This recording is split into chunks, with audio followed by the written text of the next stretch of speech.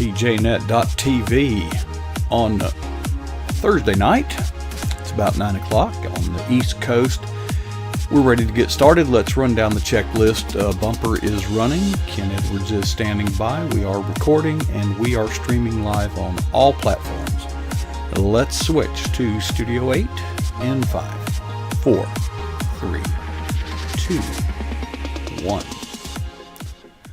Well, good evening and welcome to pjnet.tv. A special welcome to our friends in the chat room at pjnet.tv.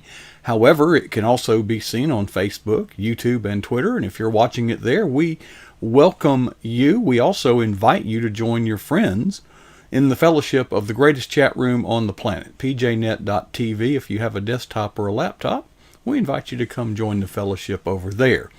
Now, every first Thursday of the month, we have a special guest. He is standing by, and many of you have heard Kenn Edwards before, but if you haven't, you're going to hear him now. And Kenn is a financial expert in all matters revolving around thereunto and henceforth. And Kenn, I saw your promo. Well, first of all, it's a National Day of Prayer. Let's start there. Yes, but maybe we ought to go back further, because we had this discussion last month. You said I was an expert in all things, and I said, no, I'm not. No. Well, all things financial. Not even all things financial. Well, compared to how much I know, yeah. Well, now that could be debated. I don't know. I know how to spend money. I'm good at that. I'm an expert. Yeah. It's one of the 5 uses of money. We'll talk about that in a little bit. It's the easiest one of the 5. It's number one for most. Unfortunately.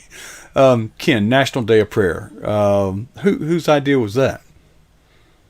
Well, National Day of Prayer was originally instituted on an annual basis in 1952. President Harry Truman was the one that established it, so that every year our country would establish one day as a day of prayer and fasting for our country. In 1988, Ronald Reagan made it the first Thursday of every May, so that's why it is continually on the first Thursday in May. But it goes way back much farther than that. As you heard in my promo video this morning, that as early as 1775, the Constitutional Congress, I believe is the correct name, the Constitutional Congress, initiated a day of prayer for our country as decisions were being made about the Constitution and the country in the early days. Then throughout history, we've had other presidents that have declared a National Day of Prayer over certain times for prayer and fasting. Names that are very familiar to us, household names like George Washington, Abraham Lincoln, Thomas Jefferson, I believe, was another one. But several of the key presidents throughout the years have declared days of prayer and fasting for our country. But it was 1952 when Harry Truman actually established it on an annual basis. Officially declared. Yes. And then during the Reagan administration, it changed to the first. So here it is, the first Thursday of the month. Not only is it National Day of Prayer, it's Kenn Edwards on pjnet.tv. I don't know which is more important. I'm sure it's the National Day of Prayer. I am too, but I was trying to be nice. Thank you.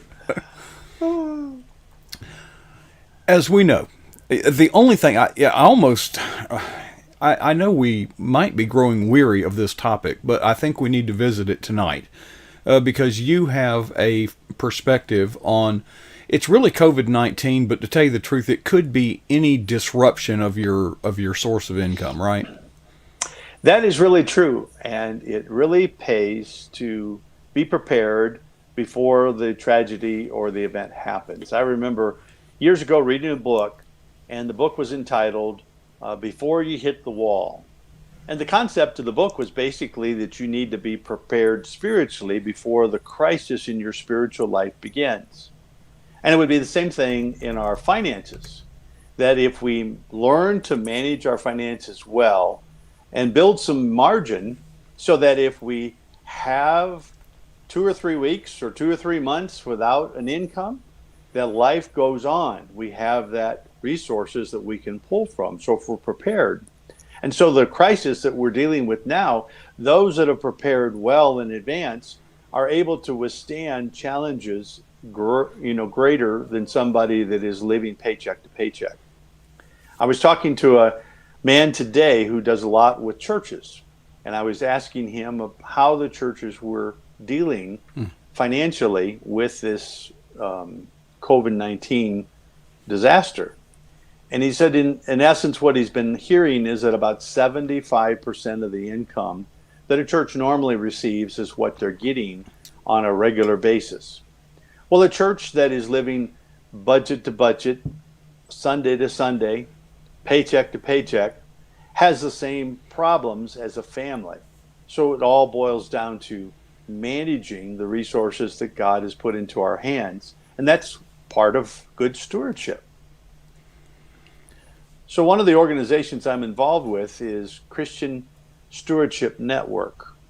And it is a group of predominantly stewardship pastors and executive pastors from larger churches. But any church can participate in the Christian Stewardship Network. It's a great resource for churches to be able to get information on stewardship, on giving, on things like estate planning, financial planning, just different tools to be able to equip. So when the church has a financial peace ministry, or maybe they are involved in Crown Financial, typically it'd be the leaders of that ministry in a local church that would participate in the Christian Stewardship Network. And some of the things I wanted to share tonight actually came out of a posting that they had a few weeks ago, and I thought it was so good that I picked out 5 of the things that we could talk about tonight. All right, but before you do, I've got this thought that's kind of on my spirit here, and some people may be seeing this, and you may say, please don't tell me about money again. I can't even make it on what I'm living. Almost since the inception of the automobile, we all have been carrying around a spare tire in that automobile that we almost never need. The idea of storing and preparing for an anticipated problem that may or may not occur this isn't church speak. This is common sense that we're all doing. Excellent point. It is common sense. It is counterintuitive. It is something that doesn't feel natural. But even the squirrels take acorns and put them away for the winter. God has just embedded that in nature, that we need to take care of ourselves and prepare for those rainy days when we can't get out and work the fields. And so when we talk about stewardship, managing everything that God has put into our care, that is a big part of, just good common sense, living the way God had intended us to live. Just had to get that off my chest before I forgot it, Well, that's great. No, by the really way, is. some of the new cars do not have spare tires. Do you know that? No, I did not know that. Yeah, they're trying to reduce the weight to conserve fuel and that kind of thing. But the thing is, folks, if you wait until the disaster to deal with the disaster, if you don't make some preparations, you will be at a significant disadvantage. And it's not bad luck that the disaster came along. It's you didn't plan to fail. You failed to plan. The Bible says it rains on the just and the unjust. Mm-hmm. So we know that problems and difficulties are part of life. So again, good money management teaches us to be prepared. So when those problems come, we can put in a new hot water heater and not have to worry about, taking out a loan to be able to put in a $700-800 hot water heater. We need to be prepared. Technically, hot water doesn't need heating, but water heater, I get it. Well, you got the right idea. I didn't want to shake you up. Ken, you read some a post with 5 points? There were 5 that I picked out that I wanted to share. All right, we'll share them because I'm eager to hear it, and we've got about 10 minutes, and JD's stomping at the bit now. He'll come in here and kick you out in about 25 minutes. Okay, well, we'll get done. So the first one is don't panic. Too often when tragedy happens, we panic. We make rash, harsh decisions too quick, and we end up making poor decisions. So it's really important that we take wise counsel and understand, what our options are so we can make a good decision. And getting good information so that you can make an intelligent decision is really the first step to be able to take and to understand how to avoid that panic. So we've got to put God in control and ask the Lord to give us wisdom, and that will help us to avoid the stress and the panic of life. The second one is very similar. It's seek wise counsel. Now, when we talk about seeking wise counsel, it means that we want to talk to somebody that understands how to manage money. Don't go to your cousin or don't go to your neighbor next door you filed bankruptcy 4 times and ask for advice. Go to that seasoned saint in your church, to that aunt or uncle or a parent, somebody that can really understand how money works and get some advice from them. Seek wise counsel, seek godly counsel, because the Bible has a lot to say about money. The third thing is really for somebody that is in a bad situation right now. So there's 2 groups of people that are being affected by the COVID-19.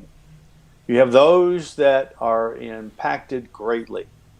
There's 33 million people that have lost their jobs in the last 6 weeks. If you found yourself in that position, then you would handle money differently than somebody that hasn't really been impacted that much.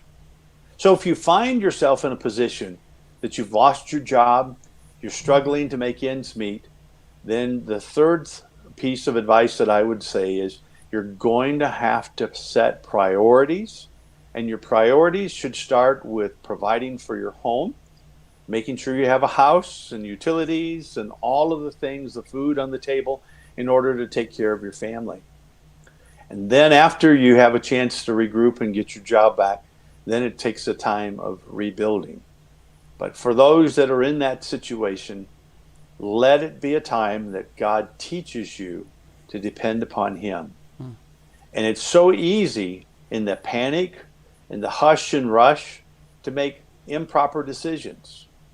So one of the impulse decisions that I forgot to talk about that I just remembered was, let's say that you're doing okay, and all of a sudden you get this $3,000 deposit into your checking account because of the federal stimulus money. The first thing that we could actually think about doing is, wow, let's go spend that money. And that might not be the best thing for us to do. So fight those impulsive desires just to react and to spend money. It all gets back to building margin into your life. Then the fourth one, it's learn to trust God for your daily bread. God teaches us so much in our struggles and our times of struggle. We learn more through our difficulties than we do in our good times. So as you're dealing with problems, dealing with financial issues, begin to pray for your daily bread, that God would give you not only the resources for the day, but that He would also give you the wisdom to be able to make those decisions, to use what He's put in your hands wisely. And when we stop and think around the world, there's so much of the world that they don't have all of the conveniences like you and I do of a regular paycheck. Most of the time in many of the developing countries of the world, they are hunting for where their meal for that day is going to come. And that's why they pray so hard the Lord's Prayer, that God would give us our daily bread. And then the last one would be understand the 5 uses of money. This actually comes from a different source, but it does play right into this, right into our theme tonight. So when you get a check or somebody puts money into your hand, there's only 5 things that you can do with that. You can use it to live on. You can use some of it to give. You have money that you owe for taxes, money that you owe for your debt, and then your last thing is to, let's see, live, give, owe, and grow. Grow, save for retirement. I couldn't remember what the last one was. I got confused. So there's really only 5 uses of money, 4 words, but to describe the 5 uses. And that is live, give, owe your taxes and pay to your debt, and then sets money aside for growth, for retirement, for savings. And if you'll do those things and use them wisely, you'll be able to build margin or a little freedom in your life. So again, if you're living paycheck to paycheck and you have a $25 left over at the end of the week, instead of saving that, you say, oh, let's go out to, Hardee's and get something to eat. What happens is over time, you won't end up building that savings, and you won't have a little flexibility in your budget. You'll always be living paycheck to paycheck. So the smart thing to do is learn to put God first. The next thing to do is to pay off that debt. Of course, you got to take care of taxes. That's not much of a choice there. But then invest some for the future so that you'll be able to take in, like the squirrels, enjoy the acorns that you've set aside for winter. Very good, Ken. I wrote down a couple of notes as you were going through that because I'm trying to not interrupt people like I used to. In fact, I haven't spoken to my wife in 2 weeks. I think I need to pray for you. No, I didn't. I didn't want to interrupt her. I didn't. Oh.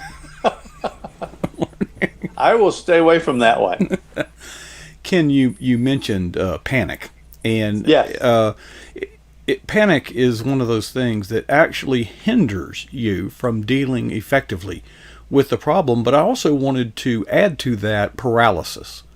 Not everybody panics. Some people become like deer in the headlight, and paralysis sets in, and you're not able to deal with the problem. The other one, when you and many people are experiencing they're getting a check in the mail, and I'm seeing the result of it because I work at a retail store, and people are buying things pretty much impulsively. And I had this encounter with my daughter at a very young age. She sees the whatever, and Daddy, I need this. And I thought, and I told her then, no, you didn't know you needed it 5 minutes ago. It was only when you saw it that you need it. What helps me is to say, don't say no. Don't say you're not going to get it.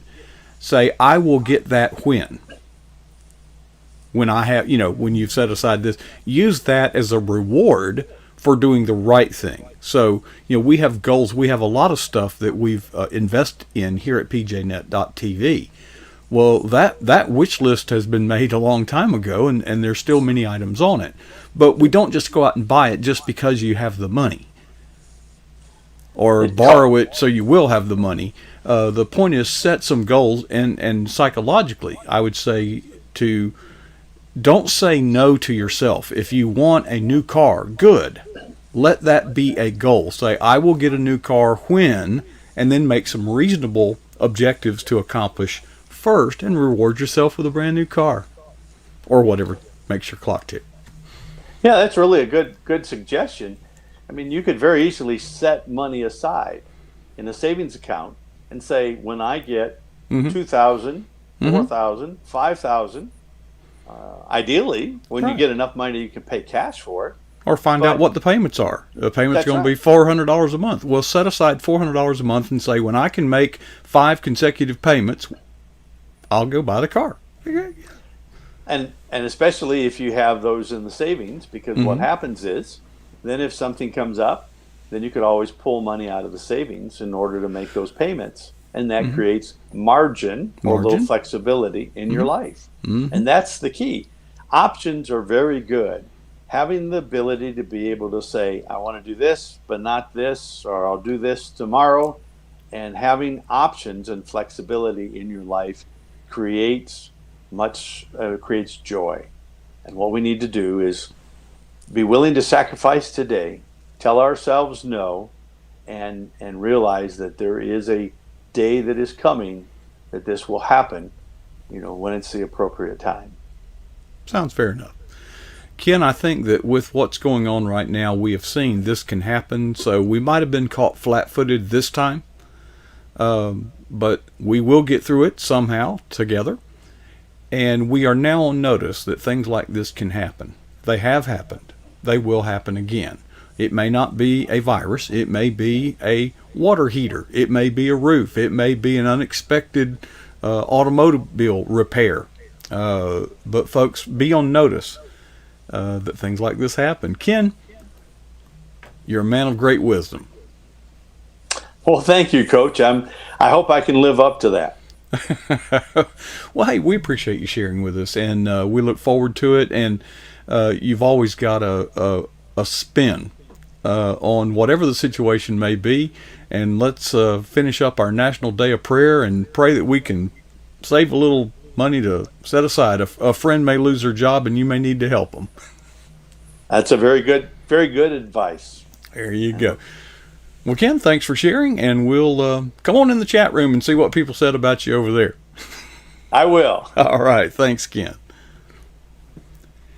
Kenn Edwards, PJNet.tv. A special welcome to our folks in the chat room real quick. We got Ben, we got Connie, we got Diane, we got Jerry, we got Hazards, we got JD, we got Monty, Sunbelt Girl, Tammy, and who knows, there may have been some others. We will have JD at the bottom of the hour. That's only moments away. During those moments, I will be rebuilding the studio in preparation for him. And while I'm doing that, I will leave you with two questions that you do not have to answer to me when I get back. But I hope that you will answer them to yourself. The first question is, what is the boldest thing you have ever done for Jesus Christ? And the second one is this. When was that? See, I ask myself those questions, and my challenge to myself, and I hope that you will accept the challenge, to never be satisfied with either answer.